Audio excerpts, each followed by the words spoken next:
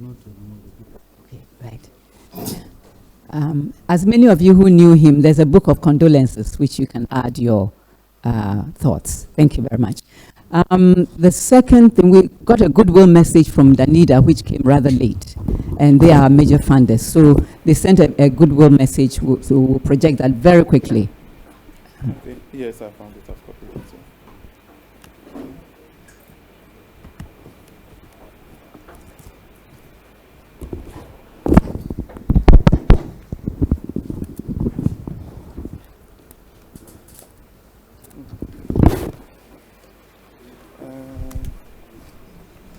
The sound is not coming out. Okay, yes.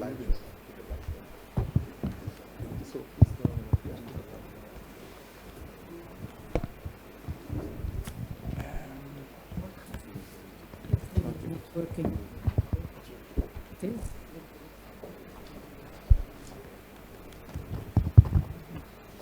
Okay. Good morning, everybody. We're having the Danida.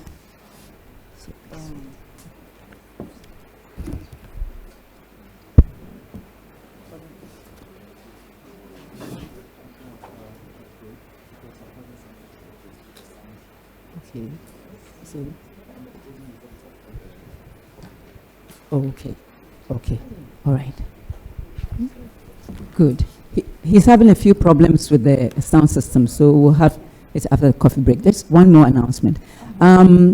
We do have a very full day, but today is our last day for AMASA. It's also the last day for the 60th anniversary of our academy. And the penultimate lecture for our academy comes on at 5:30, and it's the Kwame Nkrumah Memorial Lecture.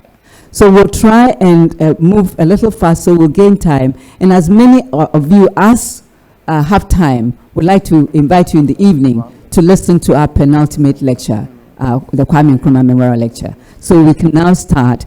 And the session, this is session 3, and it's the innovation that determines the achievement of food security and poverty reduction. So this section will highlight success stories and innovative solutions that are readily available or can be developed to meet the challenge of feeding a growing, mostly disadvantaged population by producing more food, hopefully, with fewer resources. So our first presenter is Professor Saud Suleiman from Sudan, and her presentation is on establishing a Sudanese aflatoxin research and control network. Now, if I flash you, that means display 2 didn't work. So we'll go back to main display. Okay. So watching up for I didn't see that.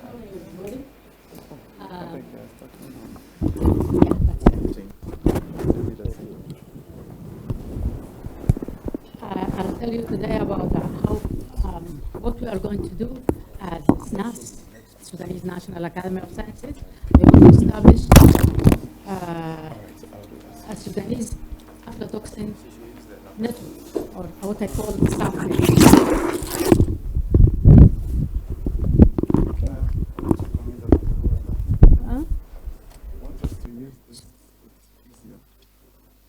So the outlines of my presentation in my pocket. The outline of my thank you. I'll tell you about the risks of aflatoxins and difficulties to manage, and the favorable conditions about how aflatoxin growth in wherever it is cultured, and then groundnuts and sesame cultivation in Sudan, studies on aflatoxin in Sudan, and what is the plan of the Sudanese National Academy of Sciences. And then I'll tell you briefly about what we are planning to do. And then at the end here, I have some photographs for the extent of the problem. So aflatoxins are, for those who are not familiar with the field of the aflatoxins, they are produced by fungi of the Aspergillus species in humid and warm conditions in the environment. So they're all around us. Aspergillus, different species are all around us, and they have severe toxic effects. The secretions, the metabolites they produce, the aflatoxins, they have severe toxic effects on humans and animals and can cause liver cancer in humans. And groundnuts, sesame, and many other agricultural products are widely affected by these contaminant molds. And I concentrated on these two because they are the main cash products or cash crops in Sudan. Contamination of agricultural products with toxin is causing economic loss because the foods or products that are contaminated with aflatoxin are rejected. And recently, products from Sudan have been stopped because of the high content of aflatoxin in them, peanuts and sesame and so on. And there are lots of difficulties in marketing of Afro-food products for Sudan, both locally and for export, due to the quality of the control standards for exportation. But still, what goes to the local market is peanuts and sesame and products that have high content of aflatoxin and are rejected from exportation. And then during the process, there is an increase in the aflatoxin content of these products. Dealing with aflatoxins is mainly an awareness issue. If we know about the toxin itself, we really plan to control it and to stop the contamination. And there is need for enhanced surveillance and testing of commercially sold foods. And there is also need to intensify links between research institutions to develop research for control, and then the Sudanese private small and large scale sector businesses, because we produce peanuts and sesame, both at a low level, very small farmers, and then at a very large high scale. What are the aflatoxins? Aflatoxins are a family of toxins produced by certain fungi which grow on agricultural products. And the fungus which produces aflatoxins are mainly Aspergillus flavus, Aspergillus parasiticus, and there are some others as well, are the main fungi that produce the toxins as secondary metabolites toxic to humans and animals. And Aspergillus species are filamentous fungi that are commonly found in soil, seeds, grains, and food, and feed on decaying vegetation.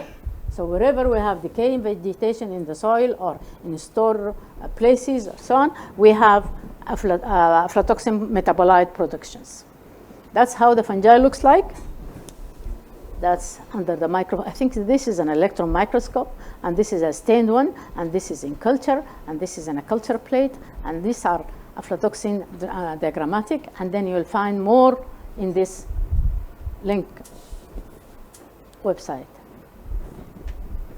So the fungus spores are present in the air. In people with a weak immune system, not everybody gets the infection with Aspergillus or aflatoxins or Aspergillus, because only those that have a weak immunity level or immunity system that get the infection. Common Aspergillus infections includes invasive aspergillosis, because the fungus can get into the body through inhalation, and then it attacks the organs, mainly the lungs and the sinuses, and it develops as a disease. Or if we eat food which has aflatoxins, then the toxin itself is damaging to the liver and to the body.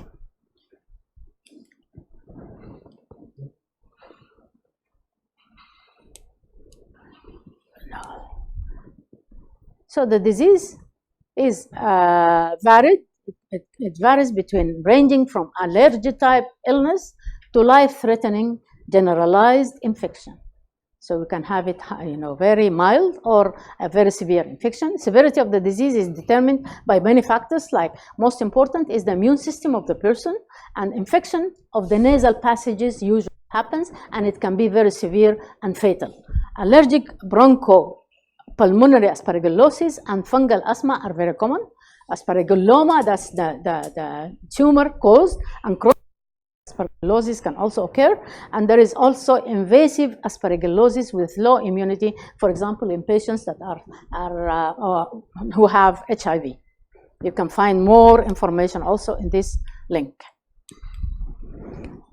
How does the aflatoxin toxicity occurs in humans?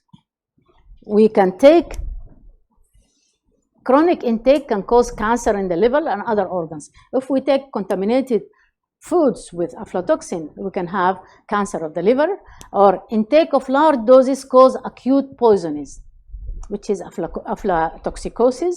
If you take 1 milligram per kilogram for 1 to 3 weeks, you can get aflatoxicosis poisoning, and it can cause birth defects in children. It can cause immune suppression, reducing the resistance to diseases, and this is very important in children and youth. And it can affect the DNA of bacteria, changing their pathogenicity. Also, with other factors, for example, other diseases and malnutrition, it can cause stunting in children. In animals, in chickens, because chickens and cattle are fed, the remains of the products that contain Asparagus infection and aflatoxins. So in chickens, there is a liver change, less egg production, and increased susceptibility to other diseases and infections. And in cattle, it causes reduced weight, damaged liver and kidneys, and it lowers the milk yield in cattle, increased susceptibility, and it can be excreted in the milk as well. How does the Aspergillus fungi form the aflatoxin? Aspergillus needs air and oxygen. It needs moisture content, 18 to 20%. It needs a water activity of more than 82.82. This is a measure of water used by the microorganisms. It needs a pH range from 3 to 8.5. It needs an ambient temperature from 12 to 40. The optimum one is 25 to 30, and that's the regular temperature that most of the places have in Africa. The nutrition factors, for example, for the Aspergillus to produce aflatoxin is they need carbohydrates, they need nitrogen sources, phosphates, zincs, and other trace elements. Also, they affect the production. These are the contents or the nutrition factors that affect the production of aflatoxins by the Aspergillus. How do we detect aflatoxicosis in humans? In humans, there are two ways. It's either we measure it in the urine, it's a byproduct, it's only present for 24 hours after exposure, this method. And there is a second method which measures the level of aflatoxin B albumin compound in blood serum, for example, after exposure for over weeks. And these two methods are very useful as biomarker measurements during the outbreaks of aflatoxicosis outbreaks. Yeah. So in food and feed, that's a different story because we have large quantities of food and feed. The method of detection is different. So it can be an HPLC, it can be a rapid test kit for factories and grain storage, and new tests are coming up because aflatoxin contamination is becoming a big problem in many of the countries now. So now we have new techniques building up like dipsticks and hyperspectral imaging. There is something which they call the electronic nose, which can smell the presence of the aflatoxin in the products and so on. So the tests have to be simple, stable, and easy to use in remote areas, because most of our stuff is found in remote areas where it's not possible to take samples to the lab to do more testing on that. So the aflatoxin in peanuts, what we call al-ful al-Sudani, even have the name the Sudanese as Sudanese nuts. So peanuts are called Sudanese nuts. Sudan yields about 14% of the world's total peanut production, as one of the top 5 producers in the world. Cultivated land is about 35% of the total cash crop area. We have 2 varieties of peanuts. In Western Sudan, it's about 70% of the country production. And this is a sand soil. It has a higher content of protein and oil. And then in the Gazira and Eastern Sudan, which is a black soil type, and this is about 30%, of course. And peanuts, because they are nutritious, they are widely eaten for edible, and it's used for edible oils industry and as animal feed and for export. This is the map of Sudan, and that's where we plant peanuts in the northern province. This is the Nile, of course. And then here we have a big region of very extensive peanut agriculture. And the Gazira area is also one of the heaviest areas. And this is where we plant most of our peanuts, full of Sudani. That's the tree of the peanuts. And that's how, when we pull it out, we get the peanuts here. I didn't know that until I went last 2 months, I think, to the field, and I was looking for the trees, and then someone pulled it out. That's how it looks, he told me. And then sesame, simsim. Sudan also is the 4th largest world producer. It's a major cash crop. It's grown in Darfur, Kordofan, Kassala, White and Blue Nile states. It is classified into 2 types. The farming of sesame is classified into 2 types: semi-mechanized rain-fed and then traditional rain-fed. So sesame is rain-fed agriculture, while peanuts can be irrigated agriculture. Depending on rain-fed cultivation, production per year varies, and climate change affects also the production of sesame. And this year we have a very high product of sesame in the Sudan. It is valued for its oil as a food, raw or roasted, in bakery products, and many other foods as well. So this is the life cycle of aflatoxin and aspergillus. So it's from humans, it gets to animals, it is in the different products. And that's the life cycle. It goes in and out, and that's the compound it has. Sesame. This is the map. It's grown in 5 areas, as I said. That's the tree. And this is the dried sesame tree. When they pull it out also, they put it to the side, inverted to each other, and they let it dry in the sunshine, under the sun. And it happens that, lots of snakes crawl in. And when people come to collect this product, they get bitten by snakes. And that's a big problem over there also, in large scale production areas. In Sudan, we had lots of studies on aflatoxins. The aflatoxins were discovered in the late 50s and the early 1960s. They were found as the causative agent in the Turkey X disease, they called it, and that's an epidemic in England which caused deaths of turkeys fed diets containing peanut meals from South America. People did not know about aflatoxin until then, until this outbreak, the epidemic of turkeys occurred. And then publications in the Sudan also date back to the 1970s. So we were pretty advanced then. And we started working on this, but unfortunately, many groups worked on aflatoxins and peanuts and sesame, but there was no coordination between the different groups. Progress in reducing risks of affected foods is not seriously realized until presently. People now are seriously working on the problem. And most of the studies lacked holistic coordination plans. And they involve only stakeholders affected for export of the products. Some factors for aflatoxin spread, in the Sudan at least, and I think this is common in most of the African countries. We have a lot of traditional agricultural practices by small farmers, and most of the small farmers, they produce this for their own feed.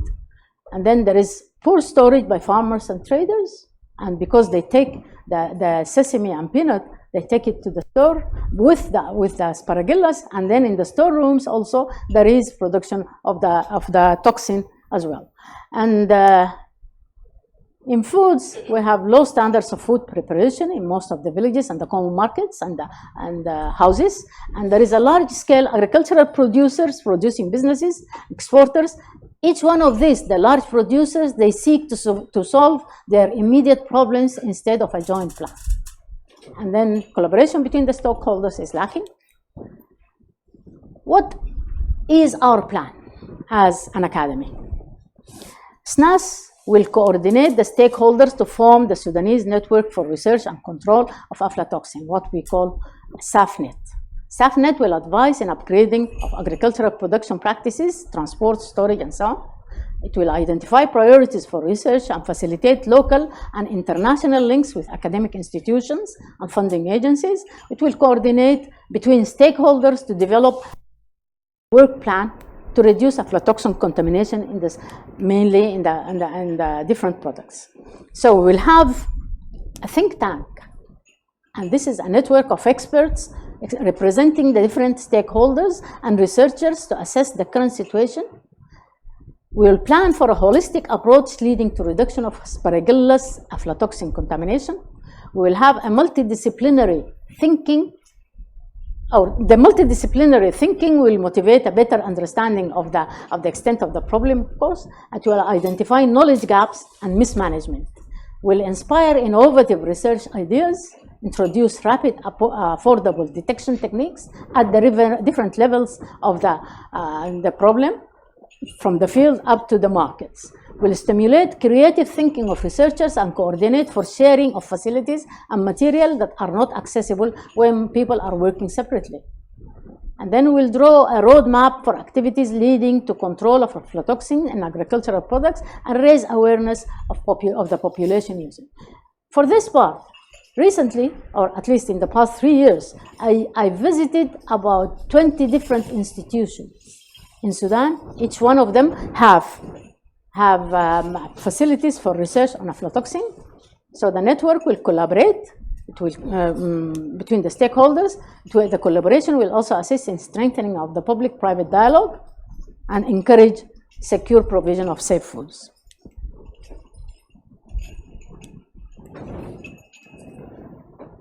Of course, during the process, we'll develop a database for the information and publications that we have, and this will help research, innovative research in the academic institutions. And we'll develop intensive and continuous educational programs to raise awareness, local markets, use of different media, and review of issues stringent laws to control export and the foods that reach the local markets. The working group will address these issues. They are there. And then I want you to see the photograph, so I'll go through this.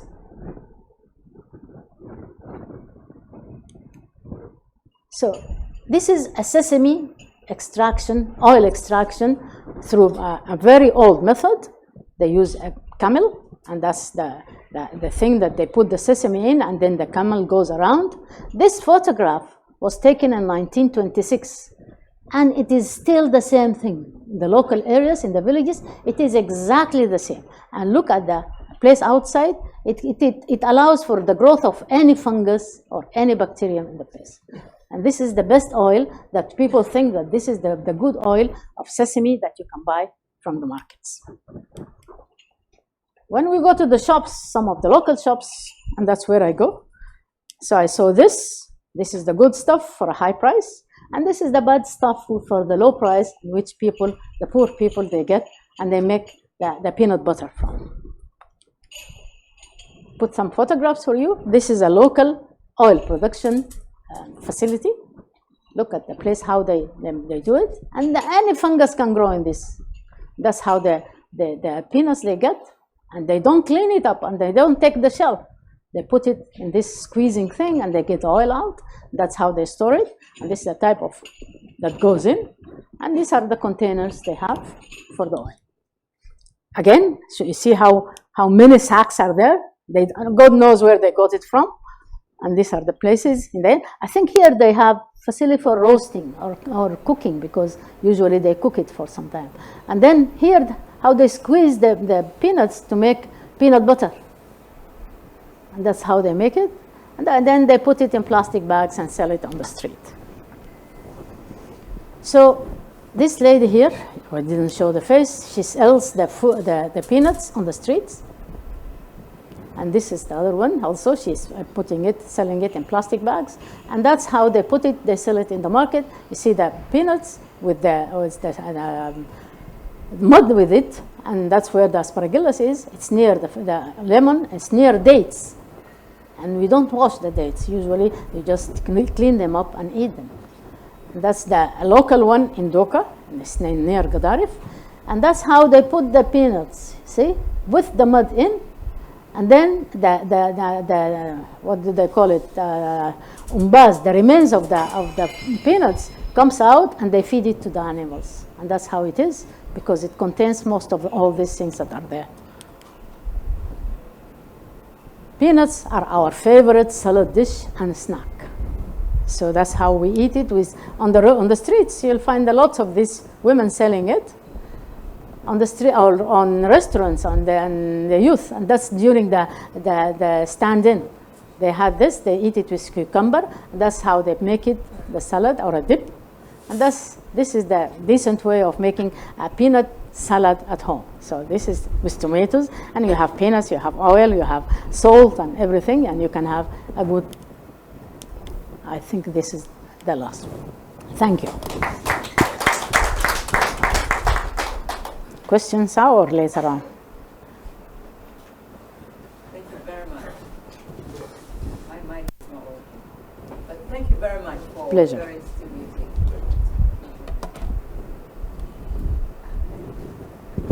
Thank you very much. It's open for a few questions. We'll start with about 3, and she'll answer, and then another set of 3. Yes.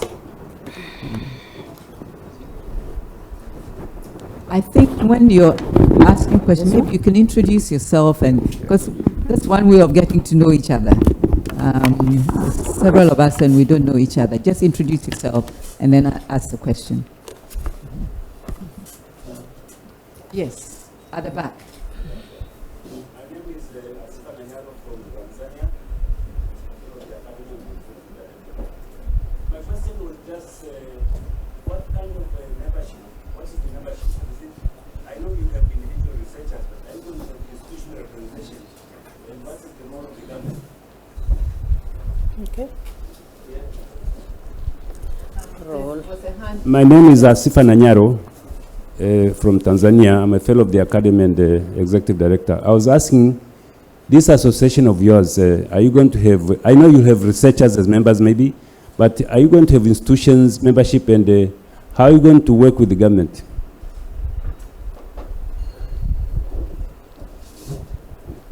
Here.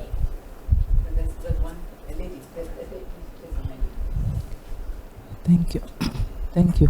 My name is Rose Nyekal from Nairobi, from University of Nairobi. Now, a week before we came here, I can't hear you, sorry. a week before we came here, the Kenyan government Still can't hear you. banned some 5 brands of maize and some peanut butter because of aflatoxin. Now, my question to you is it possible for your network to monitor the incidence of aflatoxin in open markets rather than in institutions or in processing establishments? Thank you.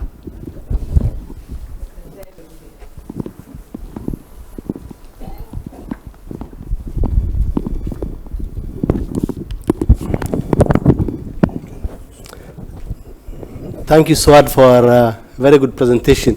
Aflatoxins are a serious problem, under-investigated. These are the perils of many of our export crops. You mentioned sesame and peanuts, but it's also a big problem with coffee. I remember once in Ethiopia, coffee export was hampered because aflatoxin level that was found in the coffee was much higher than expected. I'm surprised that there is no international effort for research in aflatoxins because there is a serious risk associated with this, and also it also affects our economy very much. And I appreciate that you have started this network for SAFANET, and you are creating the network for advancing research. I believe we should have an Africa-wide research institute dedicated for aflatoxins because they affect the export of all our seed-based exports. So I would like to appreciate you for starting the network, but please, we should go ahead and also establish perhaps a continental-wide research institute dedicated for this. It is too important to be limited to one country. Thank you. Thank you very much. Now, can you answer the questions and then we'll go and answer?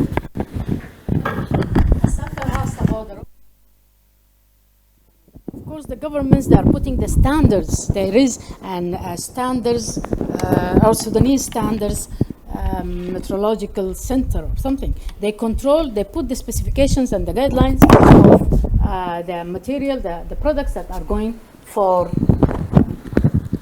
export. For the materials that go to the market, but usually they are not implemented. So any reject from export would go to the local market. There was a lab with this SSEM that controlled, detected the aflatoxins in the products for export, but that lab was stopped, and now do I have to hold it? Okay. And now the companies, the businesses, because the problem is so big on the export and the consumption and the oil industry, of course, they are trying to build their own facility, a lab for detection, and now they are getting the company from Nigeria, which produces Aflasafe, which is the Asparagus, which does not produce aflatoxin. They isolate it locally from the area, and then they culture it, and they use it to compete with the aflatoxin producing asparagus. It's called Aflasafe, and now the big companies are building that. So that's one thing is out of our concern, because the companies will take care of it, and they have the diagnostic labs for detection of aflatoxin in exports of sesame, of peanuts, and so on.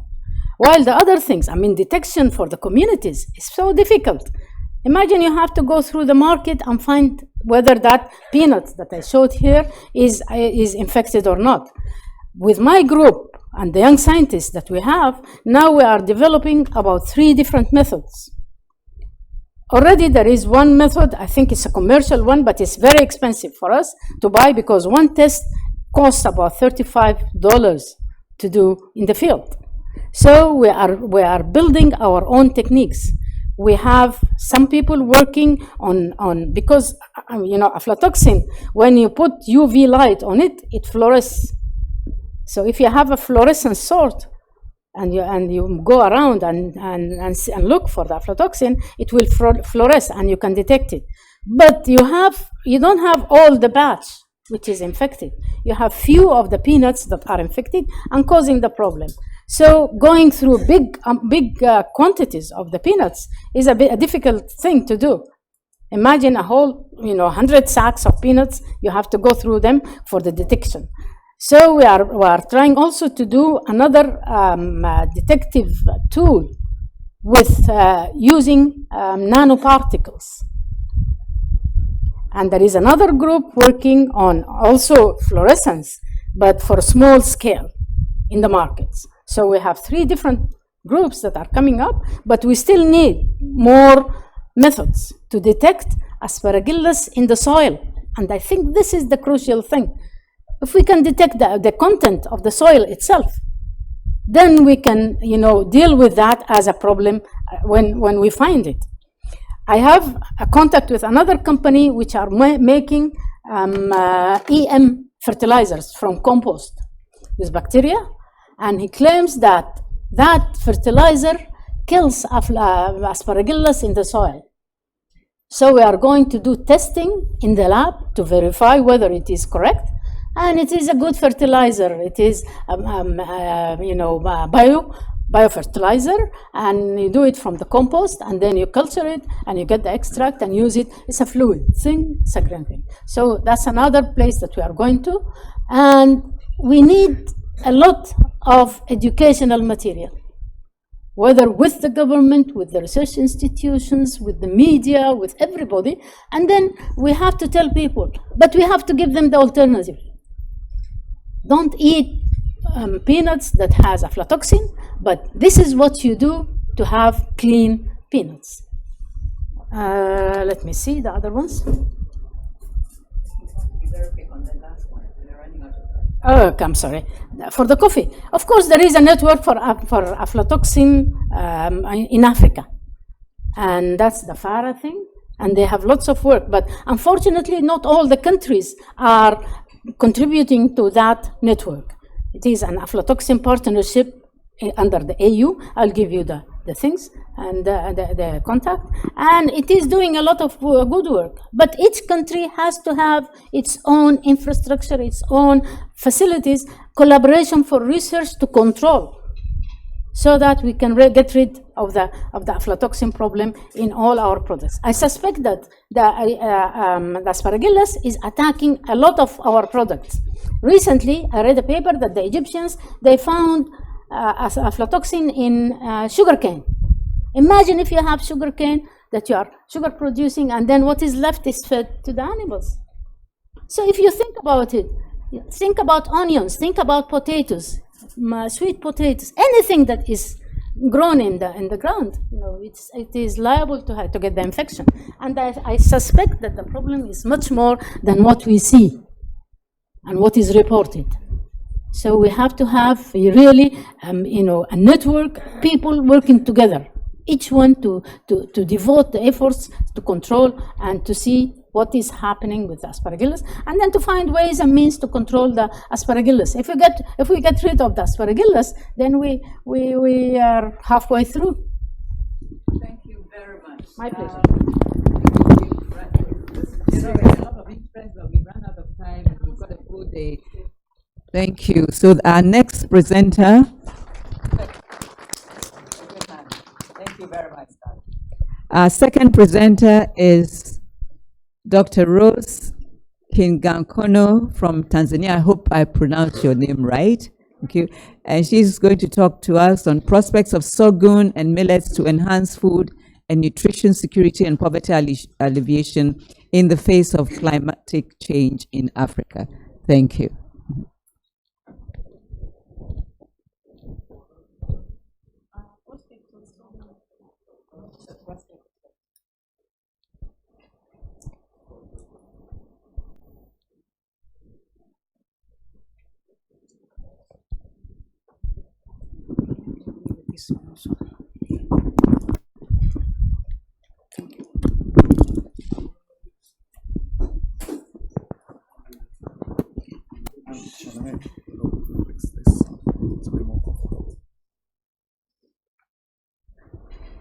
Would it go into your pocket?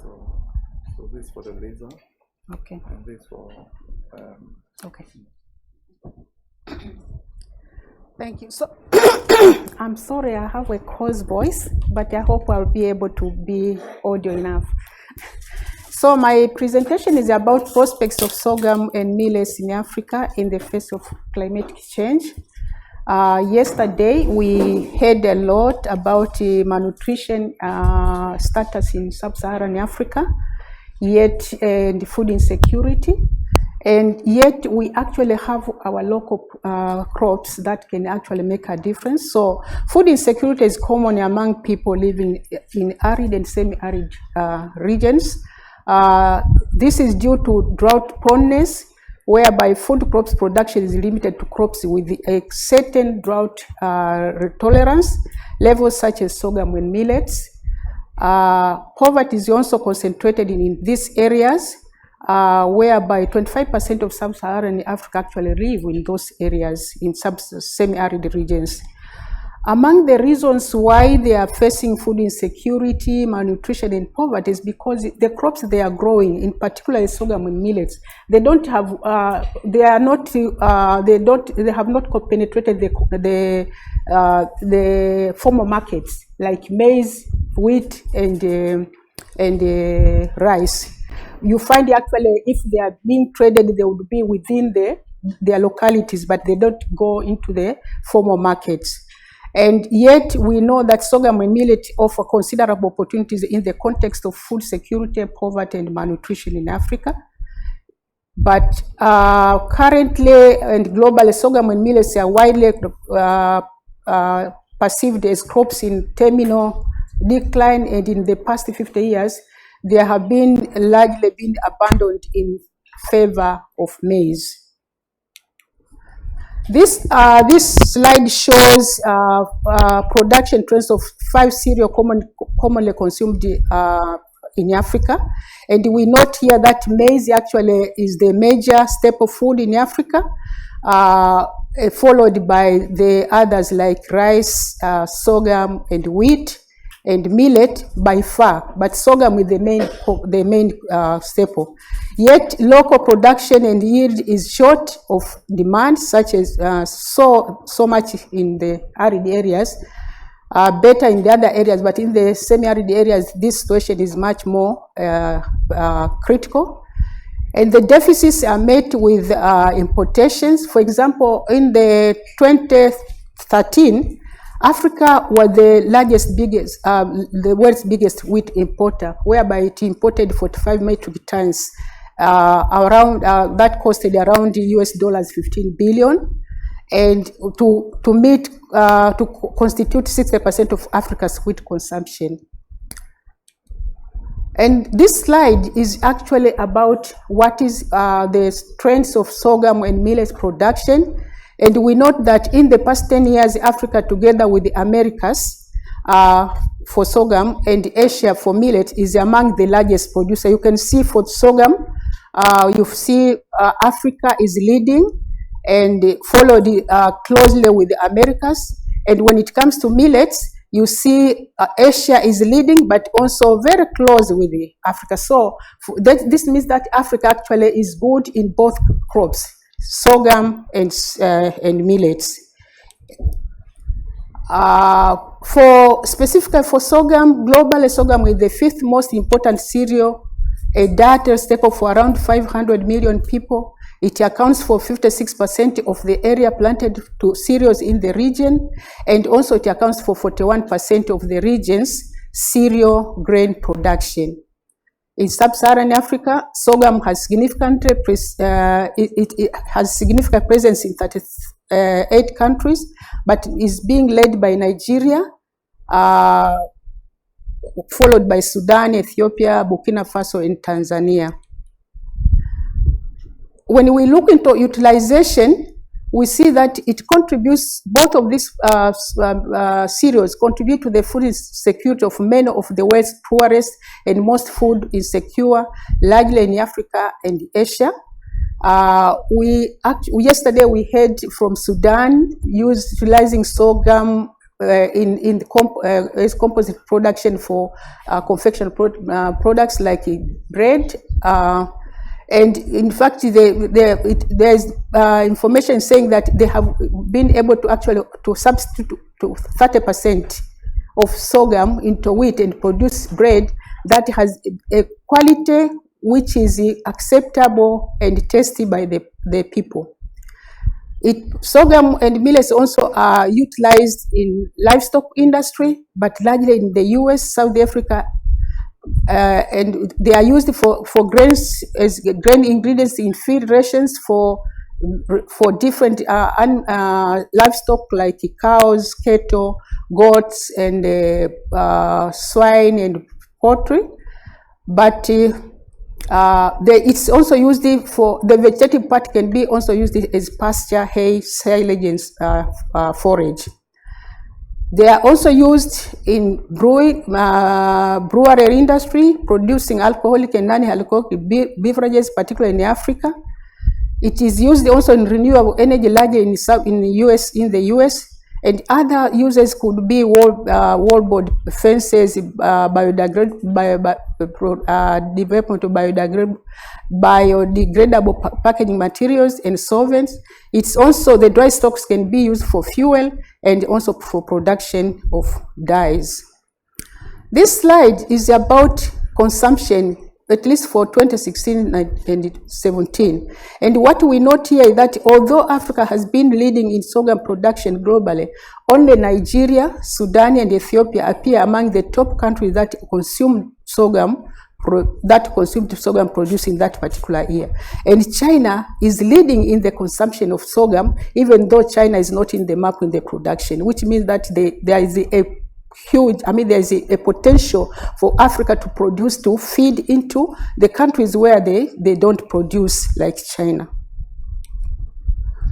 Nutritional profile, both these cereals are rich in energy and in fact comparable to rice and wheat, and even higher than in maize. They have excellent source of energy, about 75% complex carbohydrate. We know the uses of complex carbohydrate in our health, and the essential nutrients rich. They are essential nutrients rich that are significant in the body. They are good source of iron and zinc, and is rich in B complex vitamins. They are used for breakfast, lunch, dinner, and even snacks. And in the US right now, we can find actually up to 350 products lines in the US alone.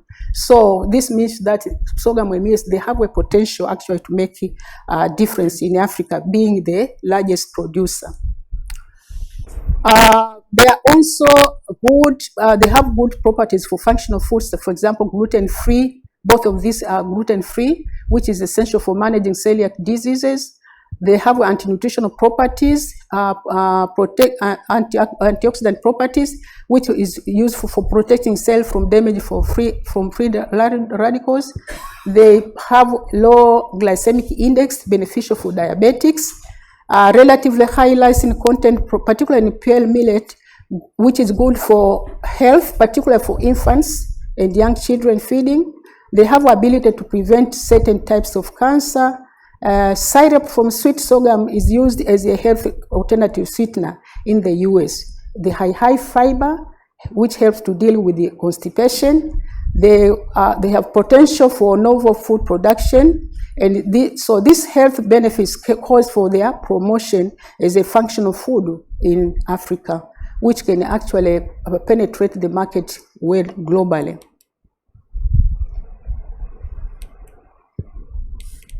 No. I want to know. Okay.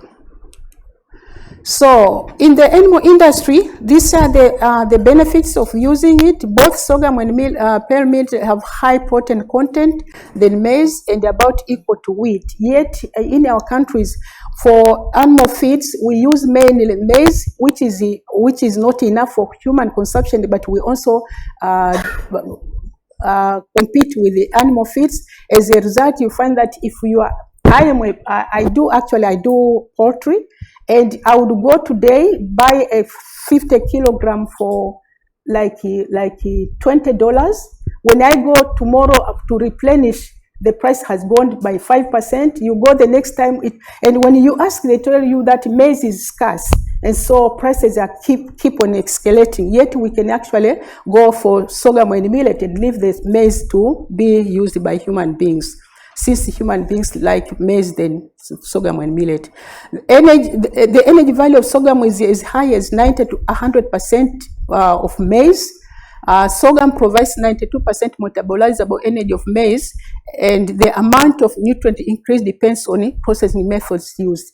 Yesterday also we heard about the value of processing to improve the nutritional content, nutritional bioavailability. In this case, yesterday it was about fermentation, and I want to add germination. When you germinate, you actually improve the bioavailability of the nutrients, particularly minerals and protein, and even energy. And so while the livestock industry, the feed industry claim that sorghum and millet have a lot of tannins and polyphenolic compounds that actually inhibit, jeopardize the digestibility or the value of the nutrients, this can be actually overcome by processing, so that we can take advantage of the rich nutrients available in it. Metabolizable energy of peel millet is about 73% that of maize in dairy ration and 82% that of maize in pig rations. Digestibility of the essential amino acids is higher in the pearl millet than in maize. Pearl millet is also grown as a forage crop in the southeastern USA and in some parts of the southern Africa. This issue of anti-nutritional factors, as I have said, it can easily be dealt with by processing. This slide is about commercialization globally. We right now millions of tons, about 7 million tons of sorghum is traded globally each year, largely used in stock feed industry, for example, in the US and South Africa. USA leads in sorghum trading over the last few years. For example, in 2014-15, 11.8 metric tons of sorghum was traded. Nearly 70% came from USA. And in 2016, US exported sorghum worth 1.7 billion, 81% being to China. So we see China, we have a big potential. We have a big market in China for sorghum. In contrast, sorghum and pearl millet are primarily grown as subsistence food crops in Africa. Very little is commercialized despite their relative importance in African food systems. Only less than 5% of sub-Saharan sorghum and pearl millet production is used in the formal food and feed industry, and industrial utilization is rare. Commercialization in Africa, production, as I have mentioned, that is mainly for subsistence, consumed at home level, at household level. But why farmers just produce subsistence is because they lack the market for them. I mean, if they produce more, they don't get a market, and therefore that becomes a disincentive for them to invest on production in big quantities and good quality so that they can sell. But on the other hand, you find that the traders, the cereal traders, they also are not incentivized because there's limited availability and there's inconsistent quality in terms of quantity and quality of the produce that come from the farmers, which makes the traders find it difficult to go and scavenge around in the different villages to get a consignment enough to meet their markets, and so that becomes a disincentive. So you see there's a vicious circle. On the side of the farmer, they don't know where the markets are, and therefore they don't produce for market, they just produce for subsistence. The traders, even though they would want to get into that business, they don't get, the production is not structured to enable them to get enough consignments and of good quality that can be put into the market. Also, despite their strong nutritional qualities, wide consumption is deterred due to rising incomes and social status attached to maize, rice, and wheat. The increasing availability of maize, rice, and wheat through subsidized prices. Processing and cooking of maize, rice, and wheat is easier than sorghum and millet that require special skills in preparation, but also ready-made sorghum millet flour products in the market is not available. So that becomes a hindrance for these crops to get into the market. Economic prospects. For this slide, I'm talking about what are the prospects then. I say investing in agricultural growth is an effective means of improving the quality of life for African smallholder farmers. Research has it that in 1% increase in agricultural GDP leads to 1.6% increase in the incomes of the poorest quintile, and a 1% increase in productivity is associated with a decrease of 0.6% to 1.3% in the percent of the population below the poverty line. If demand for sorghum and millet is increased, farmers can increase production and sell their surplus, and so lift them from their poverty and lift them from their food insecurity, but also improve their nutritional status. Africa has a great potential both on the domestic and international markets in terms of traditional foods and it's a traditional food and main staple for a huge population of people in the arid and semi-arid African areas. That is it's a good market for the sorghum and millets, but Africa being among two largest producers of both sorghum and millet is an incentive to invest into these crops so that they can actually penetrate the global market. A well-developed global market for sorghum is present, as I mentioned, about 7 million tons traded yearly. There's importance in rural food system, particularly in arid and semi-arid areas, and area under sorghum and millet is in Africa has been in the increase over the last 50 years, a reflection of a continuing demand for these two crops. Commercially, milling can provide urban migrants from sorghum millet production zones with a familiar food products, because if I'm coming from a semi-arid area where I grew up on sorghum and millet, when I migrate to the urbans, I should be able to find this product so that I can be buying. But since they are not, then I switch into the products that are available.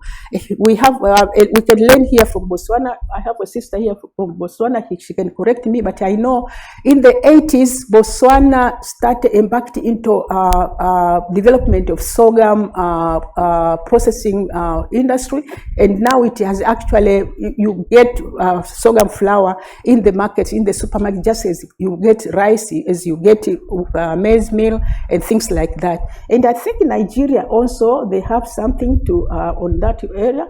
And yesterday we also heard from Sudan, from Senegal.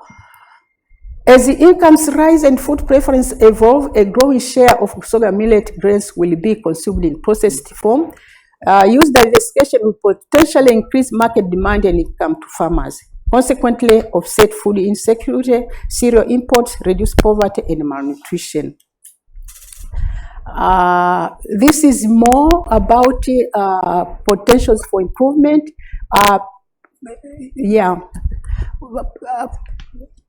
Right now, because farmers are not investing into the production, yield is very low, but research has proven that improved cultivars grown with a good agricultural practice gives up to 8 to 9 tons per hectare of grain yield. Increasing international demand coupled with a strong domestic demand will undoubtedly strengthen producer opportunities. Produce sorghum and millets consistently with the adequate good agricultural practice will result into increased food and income for some of the most marginalized households. There are some encouraging initiatives going on. Here I have listed some that has been that are ongoing under the different CGI institutions. Like we have harnessing opportunity for productive enhancement of sorghum. This is a project that started in 2009 and funded by Bill and Melinda Gates in 10 African countries, and those are the others which are ongoing. Here is another list of the ongoing opportunities which actually have shown some potential in actually coming with these products into the market. But here also I'm advocating to, while those initiatives are good, I think we also need to think of a market for poor initiative to foster and facilitate integration of different market actors, to forge business partnership among them and between themselves and farmers, and form a consortium to bring to farmers bundled market services that will ensure increased productivity and market access to farmers' good of sorghum and millets, and test selected market systems, models, and functions with the potential for sustainability and scalability, create jobs, and also eventually alleviate poverty for the market models would be like enhancing of availability of and accessibility of improved seeds and good agricultural practices, mobilizing the farmers so that they into farmer groups so that they have collective actions, and facilitating sorghum and millet value addition as Senegal is doing, and promote markets, and also ensure commercial benefits and movement of goods and services market actors sustainably and inclusive of business incentive around availability of quality, quantity, and time of market preferred goods and services, transactions cost reduction across the value chain, clarity of who supply what goods and who pays for what service, and what financial mechanism work out most. These are things which we may consider as we want to improve in this particular subsector. These are the different type of market actors that can be mobilized together and bring the bundled services and technologies to farmers so that farmers can benefit.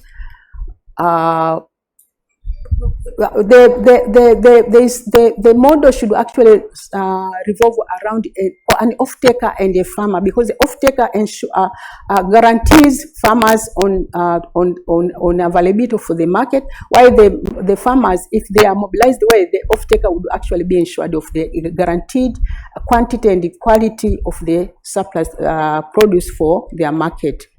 These are different incentives that are identified for different market actors. And in conclusion, food insecurity, poverty, starting in Africa is of concern, particularly in sub-arid areas.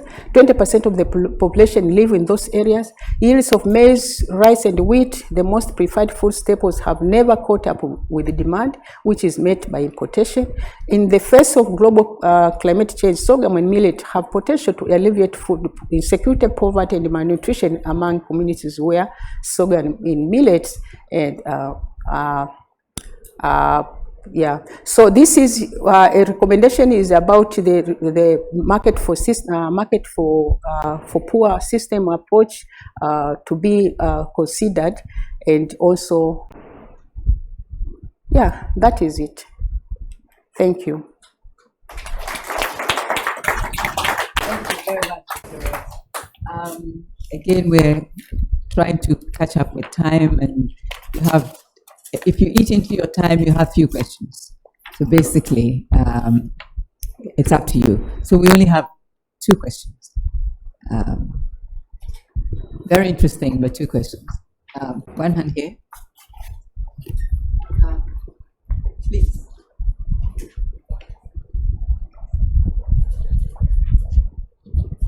Thank you for the very nice presentation. I am Salem Somtari from the Mauritius Academy of Science and Technology. My question is more about the different varieties of pearl millet and sorghum that exist. Whether you have an inventory of the different varieties that exist, and whether you know their characteristics for use in the different areas where the needs are felt, like grain quality, nutritional quality of the different varieties, so that you would be able to address the constraint you mentioned through those different multi-purpose varieties, and also bring value addition to the crops. Thank you.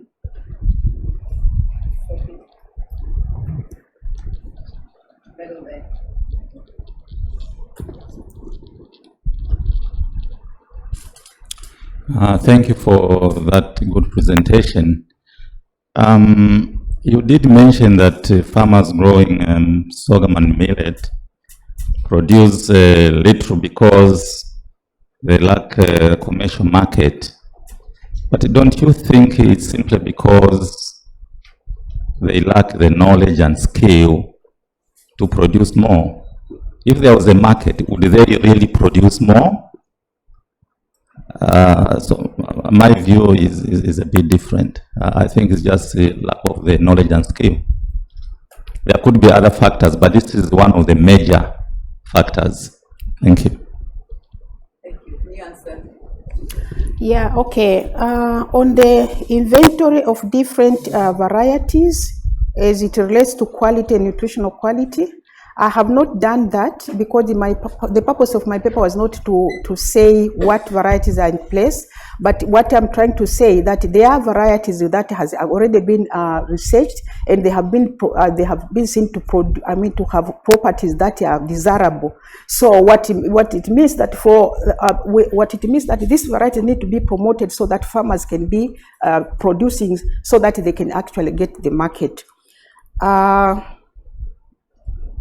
Lack of markets versus lack of knowledge. Yeah, true. The farmers, they lack the knowledge. And so they don't use the improved variety, the improved practices to be able to produce more.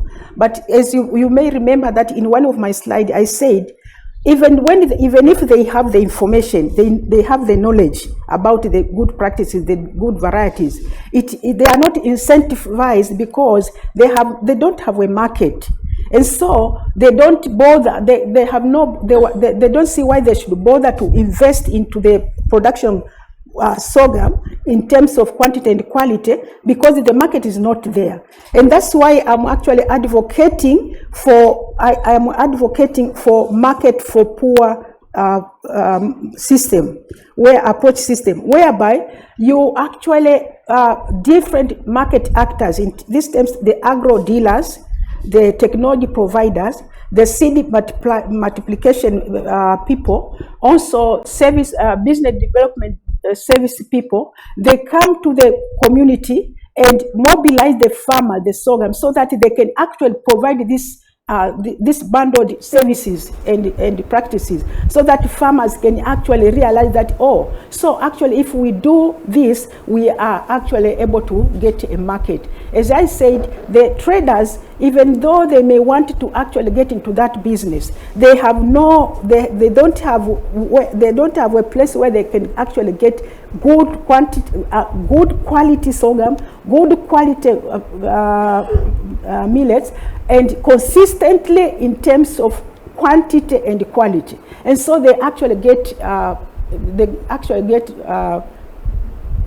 discouraged, so they don't go into that business. That's why the market for poor approach system is called for, so that the different market actors form a consortium, come to the community and help these farmers realize that their crop is marketable, but they need to do 1, 2, 3, 4. That is what I'm saying. Thank you very much for a very well presentation. We'll go on to the third presenter. Thank you. Thank you. So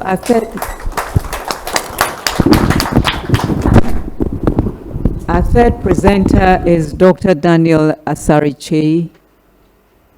Is Dr. Asariche here? Do you have his presentation? Okay. Well, we'll go straight on to.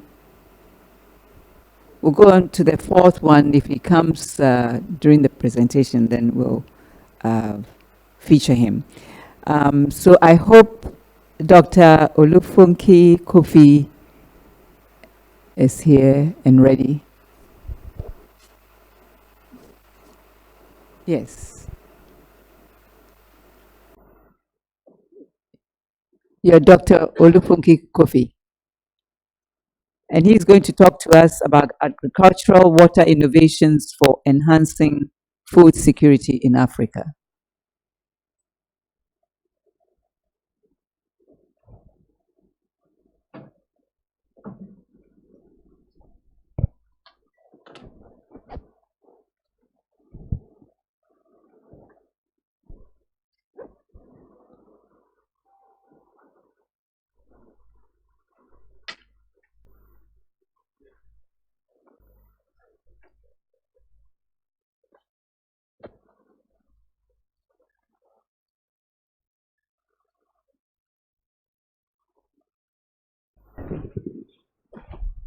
Thank you very much. My name is Richard Apo. I make this presentation on behalf of Dr. Olufunke Kofi, who is the West Africa Regional Rep of the International Water Management Institute. Unfortunately, she couldn't be here because of an equally important assignment. So we are coming from IMI. IMI is one of the institutes from the CGIAR system. We work mostly trying to ensure a water-secured world. Our mission is to provide innovative solutions for climate-resilient development. We have offices across Africa and also Asia. The outline of the presentation is there. We will look at agriculture and food security in Africa, the importance of agricultural water management. We come to innovative solutions in agricultural water management. Then we look at some constraints and recommendations. So Africa is projected to grow very rapidly. By 2050, the population will be like 2.5 billion. Urbanization rates are very fast, and we are unable to cope with the rate at which we are urbanizing. Agri is still the driver. GDP it contributes to about 20% of GDP and still employs about 60% of the population. Poverty in Africa is higher than other parts of the world, and our agricultural productivity is low, as we all know, and it's purely rain-fed. And currently, the biggest problem with rain-fed agriculture is the increased incidence of dry spells, which sometimes leads to crop yield reduction of about 30%. And there is a very wide gap between water available in Africa and also the water demand. And climate change complicates the problems of Africa. There's some work which was done in northern Ghana, especially on dry spells, and by some researchers in IMI, and said that one of the results which came out of this is that dry spell incidence result to close to 30% reduction in crop yield. At a dry spell, for the benefit of those who may not know, is the brief period during the rainy season where the rain stops to come. Usually it can last for up to maybe 2 weeks or 3 weeks. And if it happened at the time when the crop is bearing fruit, sometimes it leads to very high reduction in yields. So this was some work which was done in northern Ghana. So there are a lot of agricultural water management solutions which can be brought on board to help limit the impact of all this. And if we improve access to water management solutions, it will help our smallholder farmers to increase productivity. Our agriculture is dominated by the smallholder farmer, so solutions to target the smallholder farmers who will be feeding about 9 billion people by 2050. And also our solutions will be able to reduce or bring efficiency in agricultural water use, because already 70% of all the water resources are being consumed by agriculture.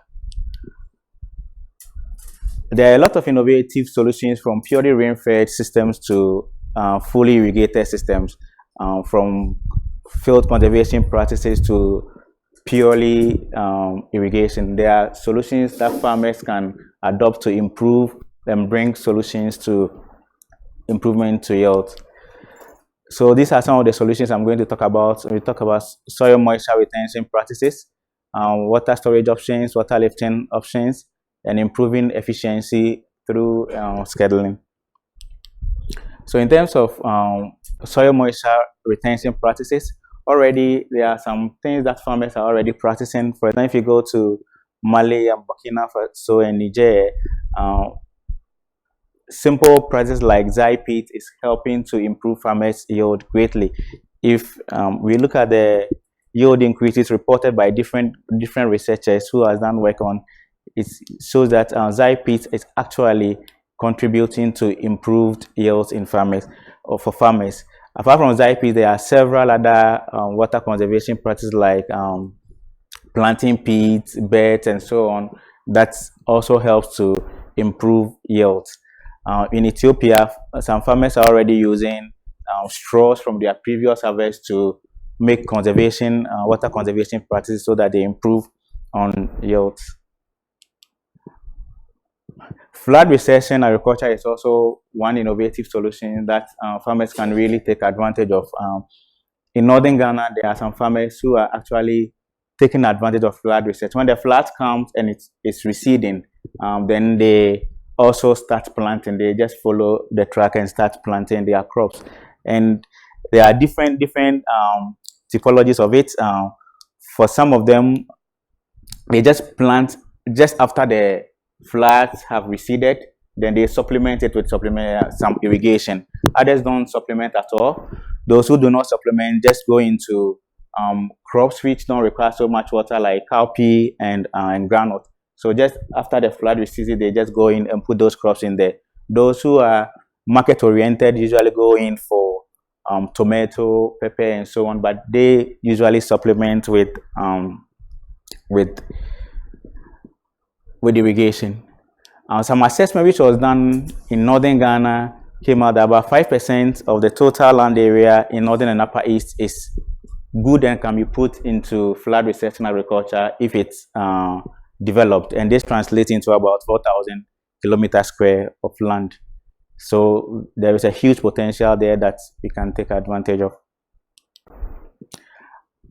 Water storage, there are also a lot of water storage options, from small reservoirs to harvesting from tanks, rain harvesting and storage in tanks, and so on. There are a lot of options here. IMI has done a lot of work on small reservoirs, especially in northern Ghana, Burkina Faso, and the benefits that is. Sorry. So that was for okay, water storage options. I'll talk about the small reservoirs later on. One new concept on water storage, which is a technology which was developed in India and is being used widely, is the bungalow technology. Basically, it is an artificial and recharge system. Well, what it does is that you enhance the rain which has fallen to get to recharge groundwater. You just enhance it so that it doesn't just run off into rivers and flow away. So it's a technology that IMI has piloted in some part of northern Ghana to see how effective it is in recharging groundwater, which can later be pumped and used for irrigation. We also did some assessment of the northern part of the Ghana to see where these technologies is feasible, and we realized about 32% of the area in northern Ghana is feasible for that particular technology. So back to the small reservoirs.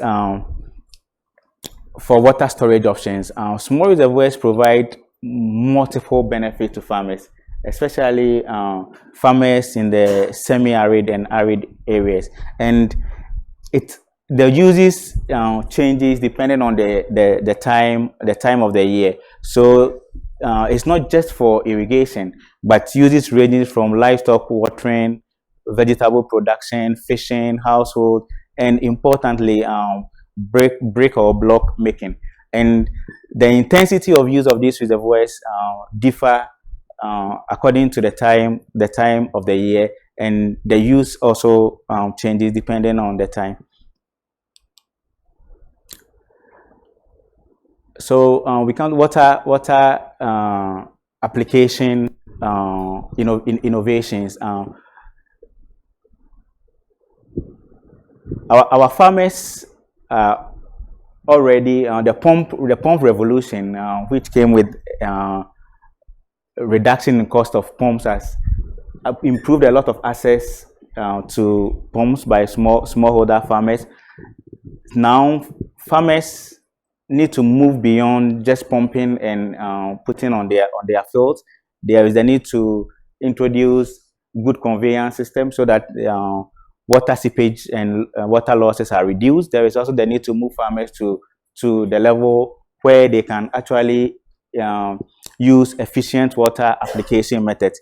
There is currently a project ongoing which is funded by the African Development Bank, TAT, which IMI is involved and is working in 7 countries, The focus is to try to scale smallholder irrigation technologies, and we are piloting and demonstrating to farmers some technologies such as this movable rain gun here, which farmers can conveniently use if they just connect it to a hose, to a hydrant. So they just need to establish multiple hydrant points so that when they finish irrigating at one point, they can just remove and connect to the other hydrant and also continue irrigation.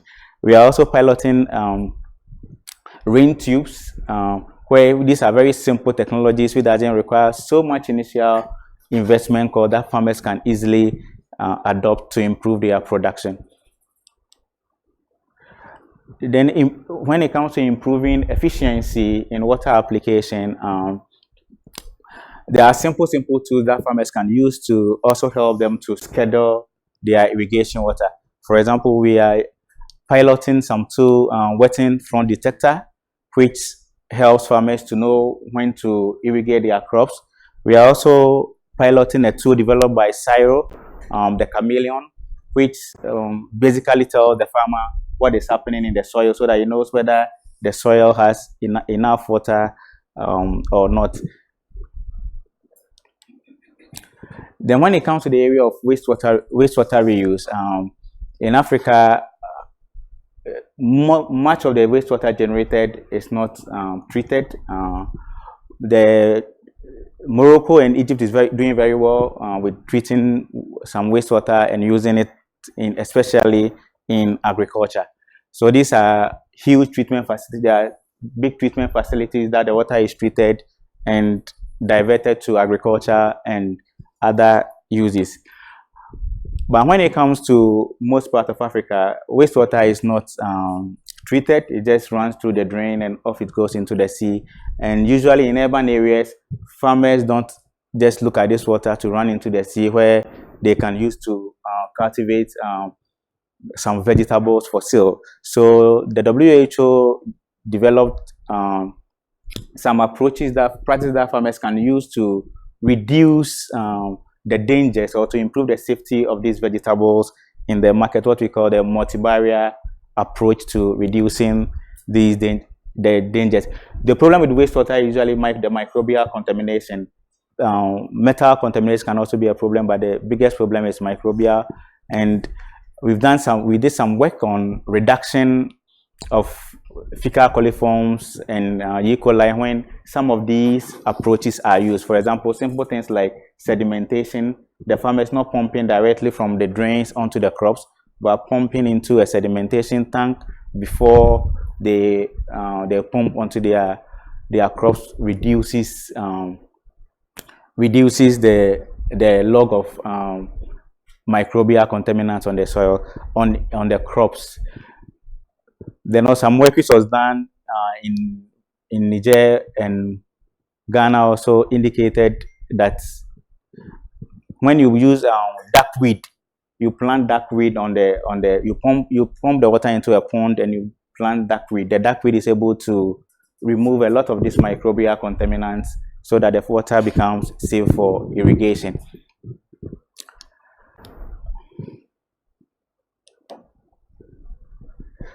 So IMI implemented some work, Ag Water Solutions. It was a very huge project, and in terms of small scale irrigation, these were some of the results which came out of the project, that small reservoirs could benefit about 369 million people, and motor pumps could also benefit about 185 million people and increase revenues.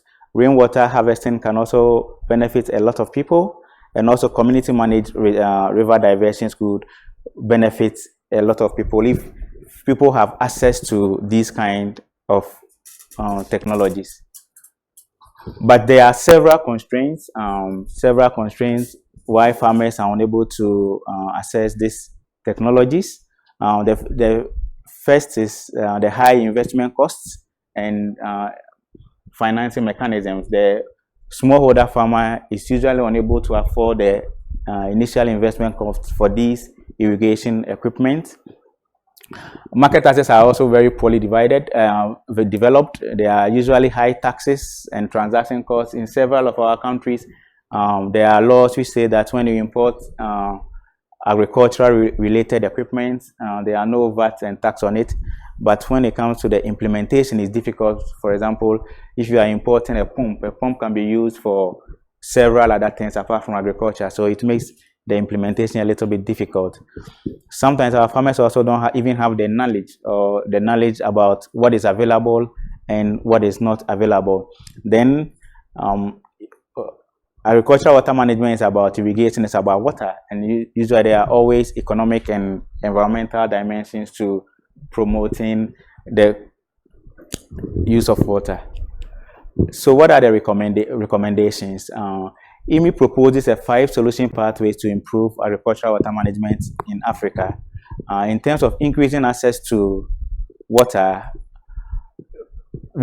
rainwater harvesting. For rainwater harvesting, we need support. We have to catalyze investment. For groundwater harvesting, we need to monitor available water resources and also develop affordable drilling methods. For example, the tube well technology is a very simple and affordable drilling method that farmers can easily use to access shallow groundwater. Small reservoirs, there is a need for acknowledgement of the multiple use and also pilot management approaches. Usually the problem with small reservoirs has been about its management. The water user associations, which are always formed to manage the water, are somehow inefficient, and sometimes they are unable to manage the water so that all the multiple use of the water, for the multiple use of the water. In terms of value chains, there is a need to reduce import barriers and taxes. Also, we have to explore strategic investment by the private sector and also provide some credit support and improve the market infrastructure in general. We also need to enhance effective service delivery of information. Farmers usually lack information about what is there and what is not there. We also have to pilot some financial instruments to help farmers to acquire some of these technologies, because it's the upfront cost which usually pushes farmers off. You have to pilot irrigation service provider concept. Irrigation service provider concept is a concept where the farmer don't go in to buy the equipment. For example, if the farmer cannot afford to buy the equipment, he doesn't go in to buy, but there is a private sector who buys the equipment. If it's a pump, the private man has the pump. If you need the water, he comes and pump for you.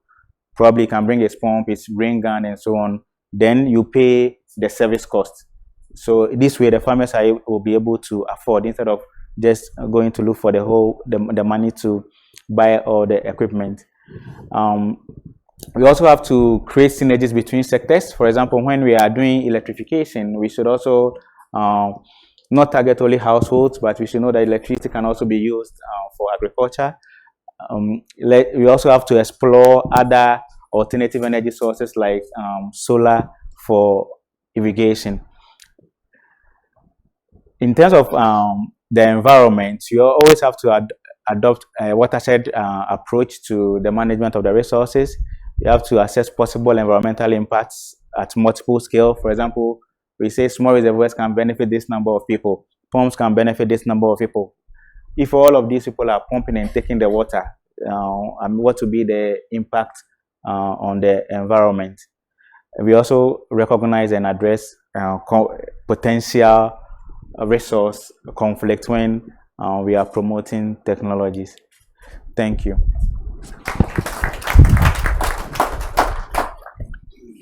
Thank you very much. I think this is a very, very interesting area. I'm sure there will be a few questions. Are you able to take questions? Remind us of your name again. Richard. Richard. So a few questions for Richard. Again, we'll take 3 first, and if there's time, we'll take another 3. Yes.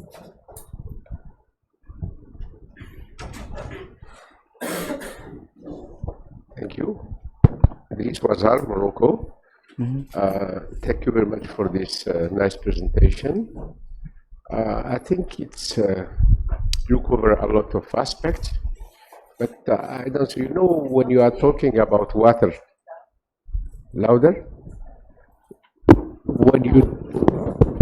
When you talk about water economy, water efficiency, there are a lot of means to do that. You have the technical ones, and as you are digital, so irrigation scheduling, taking into account the soil moisture is very important, and you can even send alerts to farmers on their through SMS to irrigate or not. So this is very important, and the knowledge of the content of water in the soil is very important and can lead to significant economies. The other aspect I don't see is that you need to advise farmers, you need to educate them, you need them to learn the value, the real value of water. So I think putting emphasis on this is of paramount importance as well. And I don't see another thing is, you know, Africa, if you make dams is good. Good way to store water. But you know that you have a loss of 85%. That means this is not the real good mean to store water. We need really ground reservoirs to stock water, because you avoid this evapotranspiration, or you look for means to minimize this evapotranspiration. The other thing in Africa is that you have sedimentation. So there is a loss of the volume of the reservoir, and it's a lot of money and the energy to deal with these cases. So we need to make, to seek solutions for innovative aspect for sedimentation. As for Morocco, we have 65 million cubic meters loss. That means we are losing almost half of the volume. So we did a lot in dam storage. Thank you. Thank you.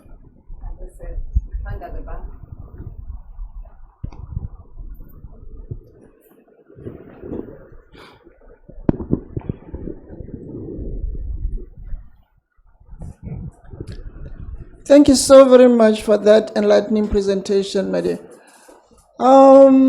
We are talking about conservation agriculture and agriculture in the world, particularly in Botswana, where water is a huge problem. You demonstrated that IMI is also encouraging, I'll call pothole planting, because it's supposed to be in small planting, small plots or the holes. How can a smallholder farmer who doesn't have enough labor, because these days the problem is labor, afford to do that, particularly in places where Southern Africa, where once upon a time we are told to be a farmer, we have to have a big farm. Now we are said that to be profitable, you have to go into making small holes for you to be able to plant. I'm just thinking aloud about that. Can you help? Can IMI help to assist us on how we can be profitable if we are going to go now into this labor-intensive type of farming for water conservation? Thank you.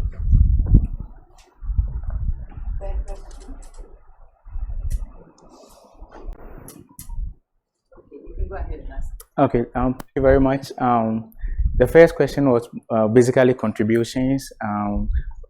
The first speaker just made contributions, but in terms of the monitoring soil moisture level, I showed some tools we are already piloting. For example, the chameleon, basically what you do is that you bury the sensors in the soil. Then this is the reader. So this one is outside, so the farmer can just look at this, and the color tells the farmer what is happening in the soil in terms of water. When this is wetting from detector, it has some flag.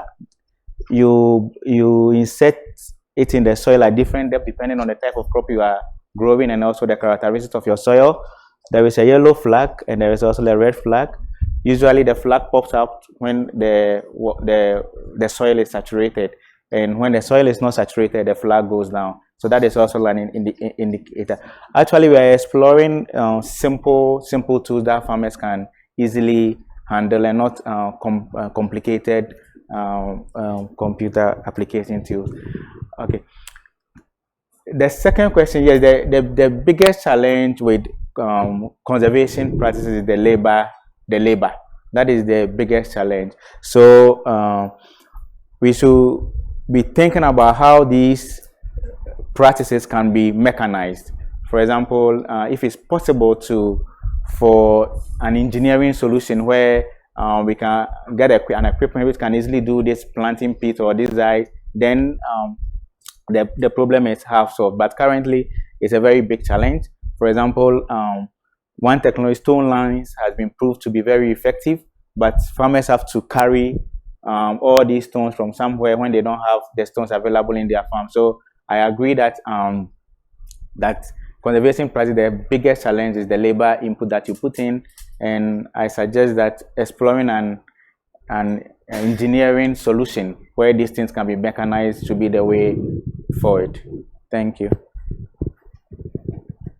Thank you very much. A couple of people are yet to register. If there are no further questions for Richard, then I think we'll give him a good hand. Thank you.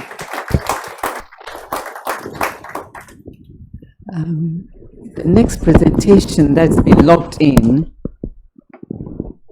is by feeding. It's by Dr. Rose Adiombo Ayikal from Kenya. Good. Yes, you're supposed to be doing. Okay, all right. Yes, so we'll go with Dr. Rose, and then after her presentation, we'll have coffee, and then we'll see who has registered again, and then we'll reorganize the next sessions after coffee. But she's going to give us the next presentation, and it's on feeding a growing population by producing more food with fewer resources. Thank you.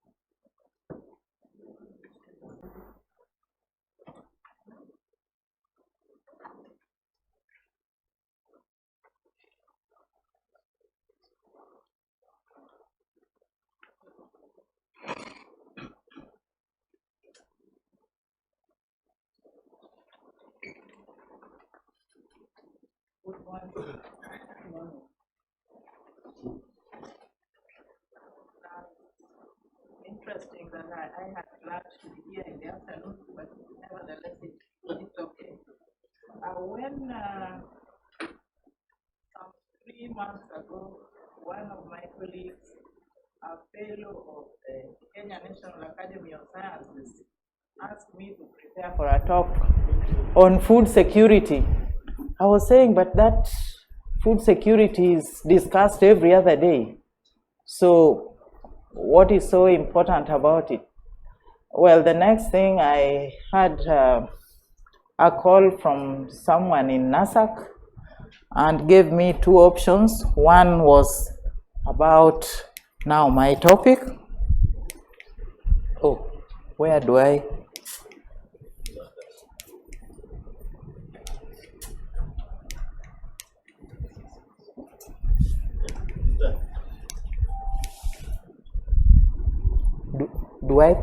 There, okay. Okay, now feeding a growing population by producing more food with fewer resources. I thought this is romantic in that it's not practical and has ideas that are not related to real life, but nevertheless, I explored that.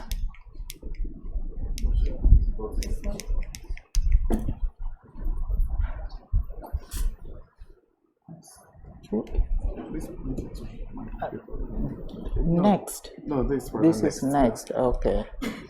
Okay. So I should present new idea or creative thoughts or new imaginations in form of device or method. But it's about feeding a growing population by producing more food with fewer resources.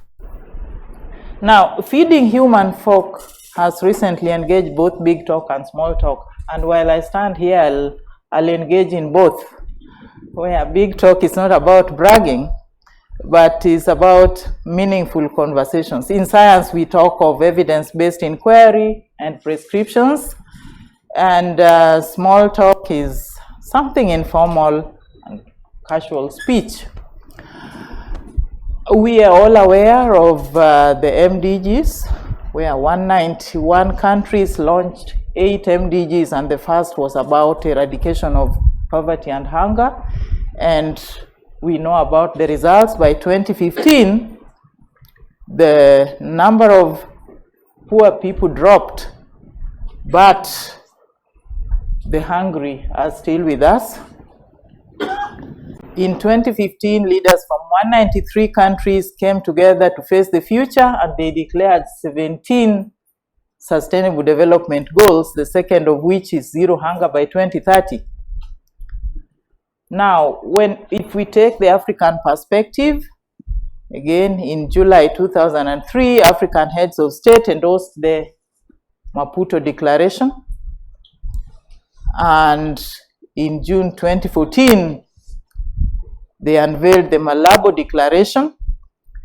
And most African countries have since developed own blueprints on agricultural growth and transformation.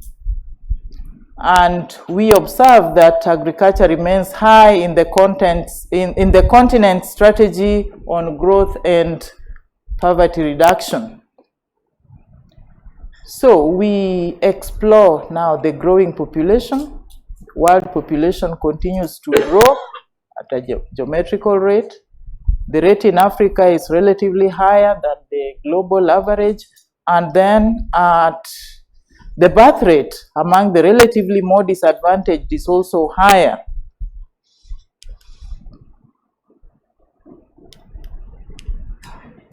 Well, we can see that here.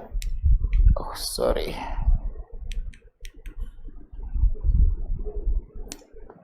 That we can see that the world growth rate, the marginal growth is decreasing, marginal rise is decreasing, but for Africa, the marginal rise is increasing. We could see that better here where if we look at 1990, Africa population, the proportion of Africa over world population is 0.11, and it keeps increasing. Africa's proportion keeps increasing. Actually, up to 2015, that is actual. But now from 2020, those are projected. Well, they are projected from the actual. Now, the growing population inevitably brings a corresponding rise in food demand. And population is growing more rapidly in areas that are now the least food secure and with violated operating platforms. I say violated because we have violated the environment. And I present the nature of the resource platform, which I'm saying is violated. There are more degraded lands. There's less agriculture water. And the water, when we find it's often of poor quality, much diminished natural fisheries, emerging diseases and pests, and all these are in the face of climate change. Yet we are talking of producing with fewer resources. How will we do that when the lands are degraded? We must do something. So that calls for more resources. Then less agriculture water of poor quality. If we want to ever use that, again, we need more resources. Diminished natural fisheries. So many countries have gone for aquaculture, and that really, I'm not seeing fewer resources. Then when we talk of emerging diseases and pests, again, we need more resources. So that's why I'm qualifying that topic to be romantic. Now, the paradox is that by the beginning of the decade, the world was already growing enough food for 10 billion people. And the 10 billion is the projected world population for 2063. And there was still hunger. So it's acknowledged that the real cause of hunger is poverty and inequality and not scarcity. So as much as I'm here trying to get many of the known innovations where we are using fewer resources, we also acknowledge that it may not, our solution may not be on producing using fewer resources. The poor must produce their food with fewer resources since they are also resource poor. And that is the role of the science academies. Now, Fisher reports a prediction of less undernutrition and a shift towards greater global consumption of livestock-based products and fairly constant intake of staple crops per person by 2050. Actually, we observe that as incomes rise, people tend to go for livestock products more than crop products, yet producing livestock products are known to be more unfriendly to the environment. So we expect pressure on the environment, that is greenhouse gas emissions, loss of biodiversity, demand on irrigation water, contamination of soils, and contamination of aquatic ecosystems. Now, several interventions have been advanced, and why am I shy about with fewer resources? I've already talked about it. That's why I'm giving it gray rather than black. That improvement in agricultural technologies and resource management to enhance production efficiency and increase crop yields, given particular water and nutrient input. That's rather broad, but we will see the particular cases sooner or later. Then pro-environment conservation strategy would be dietary changes where individuals limit their meat consumption and adopt plant-based foods. Again, we are going to explore that a little further. And then reduction of food chain waste from field to plate. That seems to be, probably that is what is most workable when we are considering fewer resources. We don't need to do much. Scientists acknowledge that there's not a single approach that can feed everyone adequately and rid the world of hunger. And we have diverse blueprints in the world and actually in Africa, and they variously target increased outputs. But these global reports say little about how to actually accomplish the ambitious goals. The recommendations do not extend to policy design and implementation level. I think that then is the role of the academies.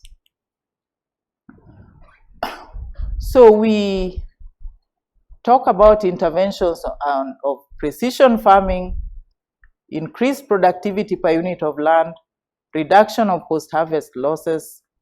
Now, these have been adopted variously in different localities, and I'm going to share a few of them. Apologies, you may not see from the back, but I'll discuss, sorry. Here, reduce meat consumption and use crop-based foods. This is suggested by one scientist, but my question, without an answer, I believe we could have an answer from in here. Are vegetarian populations more food secure? I did not go to the length of finding out that. We know there are countries where people are relatively more vegetarian than others, but are they also more food secure? The other is employ personalized or targeted nutrition to reduce caloric intake per capita.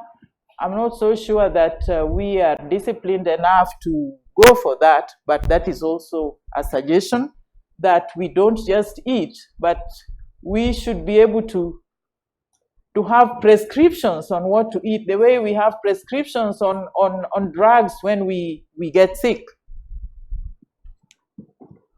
Then produce more factory-based foods based on synthetic biology, that this may contribute to the total food supply while using fewer resources than would be in conventional agriculture. That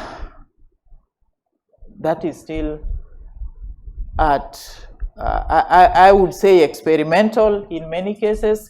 There are a few times we have tried to mimic meat. We produce something that is supposed to mimic meat, but it's not meat, so many times we may not take it. Then increase agricultural output through increasing inputs. Through increasing inputs, yet I'm supposed to be talking about decreasing inputs. So that is the African Development Bank debate, that we have to transform agriculture. Then increasing productivity via precision agriculture, and in precision agriculture we are talking about drip irrigation, agricultural analytics, better breeding practices, conventional or involving gene editing or genetically modified organisms. We all know how many countries of the world are reacting to that. Then controlling post-harvest losses. I'm back there. We acknowledge that 30% of world production of cereals, 20% dairy production, 35% of harvested fish, 20% of world's meat, and 20% of all oilseed and pulses, 45% of all roots and tubers are actually lost after harvest. So something could be done. But we also observe, now in Nigeria, someone is actually using leftover foods in art. In Kenya recently, Kenya Bureau of Standards banned some brands of flour and peanut butter as post-harvest loss. So really, what we need to do is to handle what is doable, not what is romantic. Let me look at some experimental insights in Africa. One on precision, actually both are on precision agriculture, where we have spatial representation and analysis of soil and yield variability, location-specific fertilizer prescription. Now, for a long time, in many of the areas, we have broad recommendations for inputs. Now, what would happen if we could go for spatial representation and analysis of soils? That is actually, I'm told that a study was conducted in Sahelian cover sands and had promising results. Maybe we could do that so that we don't just use fertilizer for the sake of, for covering broad recommendations in given areas. Now, in some areas, I'm told in South Africa, using near-infrared reflectance to test soil samples for quality and therefore give specific recommendations for fertilizer use. That's another area to explore if it's workable and if it will be reachable for most farmers who in the continent happen to be resource-poor smallholder farmers. Now, I present also some success stories. This is attributed to FAO. No. Using hydroponic solutions for fodder in deserts, to fresh vegetables in urban slums, development and adoption of drought-tolerant cereals. Now, we note that maize is popular, yet it's not suited to all agroecological zones. Where I was born, for instance, I can count the number of grains on a cob of maize, yet people will insist on growing maize. They could do something else. Climate-smart approaches using organic manure or compost, and soil and water conservation, or use of low wooden greenhouses for vegetable production. Those are just some of the options. Another is, say, poultry house on top of a fish pond to supply pond with fertilizer for microplants that fish feed on. That is space saving, but will that smallholder farmer get there? Then using cage layer as opposed to deep litter system in poultry production, again, we say space saving, but is it capital saving? Integrated farming where we leave pig waste to be colonized by worms which are then fed to poultry. Then there I'm not so sure that we'll be talking about sanitation. Then dairy goat platform in Kenya, dairy goats are known to require less space than dairy cows. But again, it's not affordable to, they are not affordable to the smallholder farmers. We have also tissue culture bananas. Then we have, rice platform under water saving rice culture, which involves minimum water usage leading to increased rice quality and enhanced productivity. It is known that up to 20% of the water previously used is saved, and there's 13% increase in yields that has been reported. And we can go on and on, improved maize, sweet potatoes, cassava, fish. Now, fish farming. In Kenya, we are going for cage farming and aquaculture, but we still import from China. Now, I then decided to bring the Brazil experience. That is the experience that is cited variously by many scholars, that they are almost a success story in controlling hunger, moving towards zero hunger. That is on cash transfer, school meals, family agriculture, and that's backed by high political commitment, economic growth, and labor reform, and strong civil society. I work for an institution of higher learning. So some days ago, a student came to tell me that in our country, Article 43 of the Constitution is that every person has a right to be free from hunger and to have adequate food of acceptable quality. And that day, the student did not eat. So what was my role then? And we recall that the real cause of hunger is poverty and inequality, not scarcity.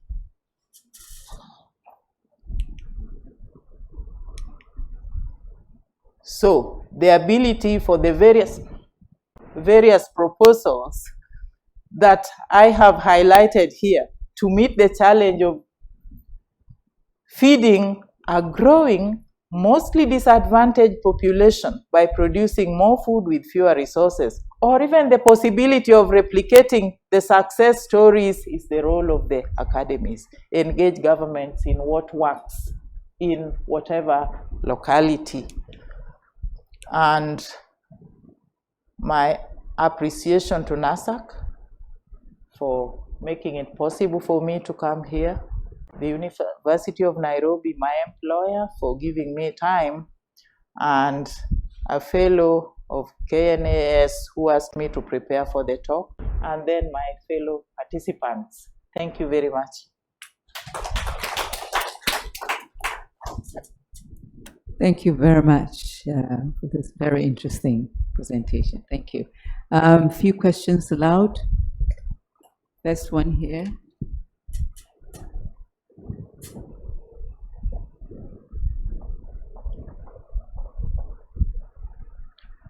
Thank you. Africa's development rests on agricultural transformation, but as you said, this has not been coming. And the approach that you say, transforming agriculture with fewer resources, I don't know. Is that the approach? How do we bring transformation, agricultural transformation, to our continent? And this has been in my country a big problem, and we have not seen transformation in agriculture. You have mentioned like precision farming, post-harvest loss reduction, etc. But would this bring transformation? Really, what would bring transformation to agriculture in the continent? I mean, precision farming also requires resources. You mentioned about the role of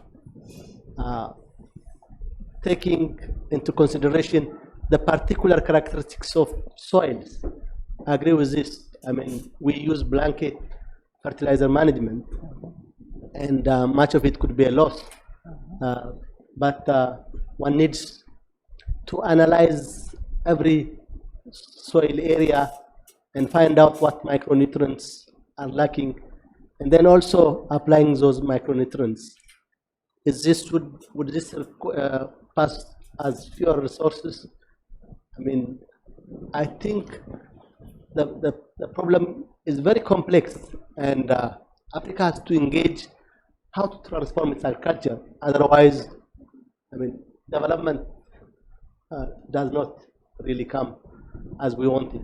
I just want you to comment on how indeed real transformation can come into agriculture. Thank you. I started by saying that. Okay. Two more questions.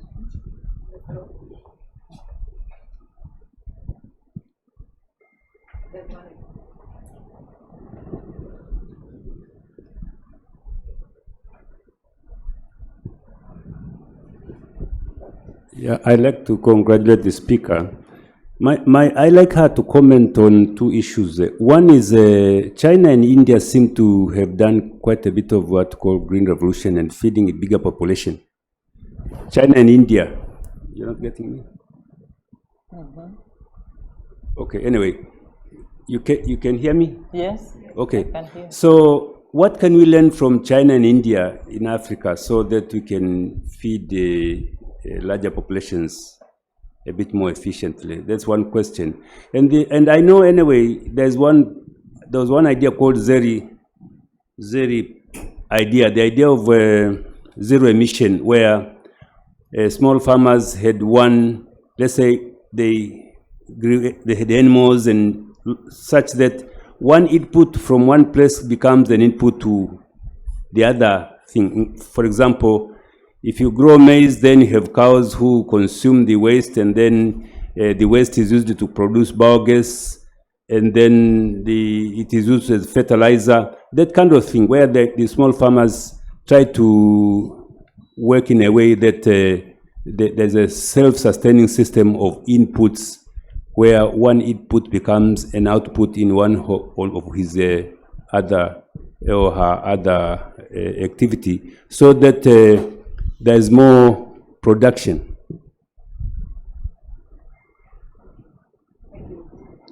Okay, let me start with the second one. You will observe, even from your own localities, that the farmers who are able to take up such technologies are the relatively better placed ones. Yes, they will have livestock and they will use the manure for biogas, and the slurry is circulated to the farms for maize production, and the cycle continues. But how about the smallholder who is resource poor? That now takes me to the first question about what exactly is the transformation about. I had a question somewhere, I don't know where sorry.